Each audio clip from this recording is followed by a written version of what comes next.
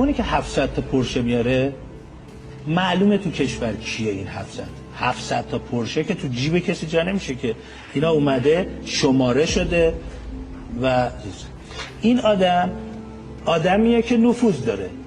نفوذش هم فقط اقتصادی نیست، منابع قدرت سیاسی هم که به این آدم آدرس غلط به جامعه دادن این که شما آدم گنده رو پیدا نکنی بری سراغ پیرزنه و نمیدونم پیرمرده و نمیدونم اونی که کارتون خوابه و الان این چیزایی که میگن چرا قرمز رد بشی پیامکش میاد میرسه. چطوری همچین تخلفی پیامکش؟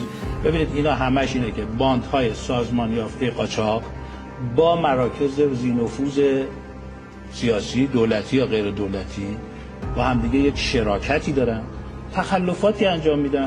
برای اینکه جامعه رو گمش بکنیم باید بگیم آقا اون پیرزنه بودیم. پیرزنه و آقای معاون وزیر 30-40 بار این پیرزنه رو گفته. امسال هم نیست، از سال 91 این پیرزنه رو دارن میکوبن تو سر مردم و هنوز پیدا نکردن که کی 700 تا پورشه آورده. اما تنها چیزی که میشه بگی اینه که آقا خودتونید.